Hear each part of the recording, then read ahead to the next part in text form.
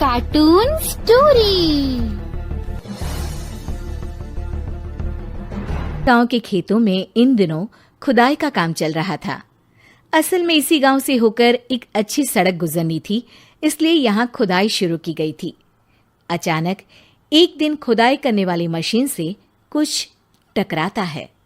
बाद में जब खोजबीन की जाती है तो वहां से 2 कंकाल मिलते हैं। पुलिस गांव के लोगों से पूछताछ शुरू करती है। आप लोगों को क्या लगता है ये किसके कंकाल हो सकते हैं? अरे साहब, हमें क्या पता ये किसके कंकाल है, आप ही लोग पता लगाइए। हम लोग तो बहुत ज़्यादा डरे हुए हैं। हाँ, हमारी फॉरेंसिक टीम अभी आ रही है। ये बताओ कि इस गांव के रहने वाला कोई जोड़ा गायब तो नहीं ना? क्योंकि शुरुआती जांच में तो ये बात सामने आ रही है कि एक कंकाल किसी पुरुष का है तो एक किसी महिला का। साहब, हमें तो बहुत डर लग रहा है। ऐसे कंकाल मिलने का मतलब गांव के आसपास ही किसी की हत्या हुई है या फिर किसी को जलाकर मार डाला गया है। हाँ साहब, हम अपने परिवार को लेकर बहुत ही ज्यादा परेशान हैं। देखिए, आप लोगों की परेशानी हम समझ सकते हैं, लेकिन आप लोगों को पुलिस का सहयोग करना होगा, क्योंकि आपके सहयोग के बगैर हम ये पता नहीं लगा सकते हैं कि आखिर ये किसके कंकाल है और इनकी हत्या किसने की। ठीक है साहब, गांव के लोग आपका पूरा सहयोग करेंगे। हाँ साहब, पूरा सहयोग करेंगे। तो फिर ठीक है, हम अपनी जांच शुरू कर देते हैं। कुछ दिन बाद जांच रिपोर्ट आ जाती है।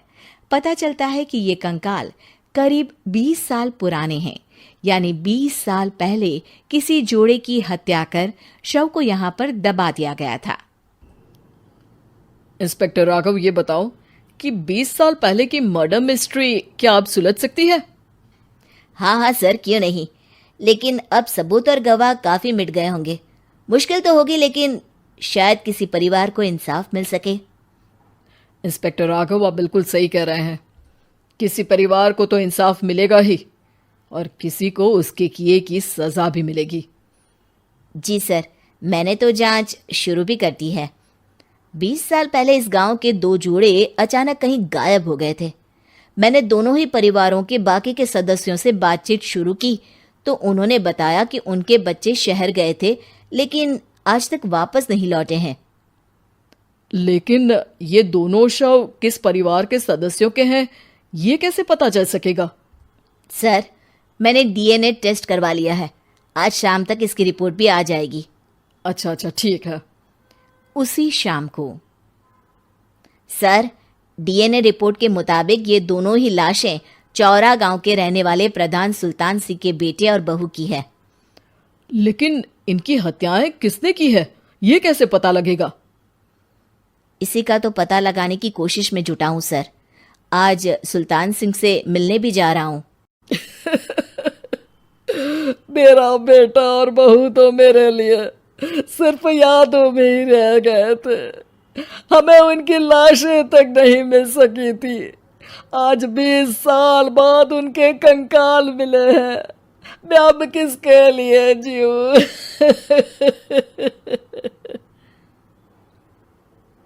लेकिन सर, क्या आपकी किसी से कोई दुश्मनी थी? अपने बेटे बहू की हत्या के लिए आप किसे जिम्मेदार मान रहे हैं?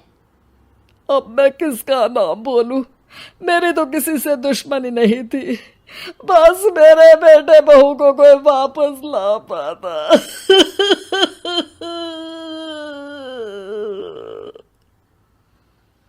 इसके बाद सुल्तान सिंह फूट फूट कर रोना शुरू कर देते हैं। सर, अब आप इनका अंतिम संस्कार करवा सकते हैं। कम से कम इनका शरीर ना सही, इनका कंकाल तो आपको मिला है। लेकिन हाँ, अगर आपको कुछ भी याद आए तो जरूर बताइएगा। मेरी तो बेटा अब उम्र हो गई है, लेकिन मेरे बेटे और बहू के हत्यारों का जरूर पता लगाइएगा, क्योंकि जब तक हत्यारे पकड़े नहीं जाएंगे मेरा मन नहीं मानेगा। सर, हमारी पूरी कोशिश रहेगी हत्यारे को पकड़ने की। लेकिन एक बात बताइए, उस वक्त आपको किस पर शक गया था? उस वक्त मेरे एक ड्राइवर को पकड़ा गया था, लेकिन सबूतों के अभाव में उसे छोड़ दिया गया था। अच्छा, और ड्राइवर पर कैसे शक हुआ था? क्योंकि उस दिन ड्राइवर छुट्टी पर था। उस समय लेकिन लाश क्यों नहीं मिल सकी थी? उस वक्त पुलिस ने बहुत कोशिश की थी, लेकिन दोनों की डेड बॉडी नहीं मिल सकी थी। ठीक है, हमारी तफ्तीश चल रही है, मैं फिर आऊंगा। इसके बाद इंस्पेक्टर वहां से चला जाता है और सुल्तान सिंह अपने बेटे और बहू की याद में खो जाते हैं। कुछ दिन बाद सुल्तान सर, एक बात बताइए, जब आपके बेटे बहू की हत्या हुई थी, उसी के आसपास आपके ही गांव का रहने वाला एक और जोड़ा उसी वक्त गायब हो गया था ना? हाँ सर, अलका और अभिषेक, वो भी मेरे बच्चों जैसे ही थे। तो फिर वो कहाँ है? उनका भी आज तक पता नहीं चल सका, लेकिन बताते हैं कि कुछ साल पहले अभिषेक को गांव के ही किसी आदमी ने मुंबई में देखा था, लेकिन फिर वो गायब हो गया। यानी अभिषेक और अलका की हत्या नहीं हुई थी, बल्कि उन्होंने किसी वजह से खुद ही गांव छोड़ दिया था। हाँ, हो सकता है, क्योंकि अभिषेक मेरे बेटे संतोष का अच्छा दोस्त था और उसका मेरे घर भी आना जाना लगा रहता था।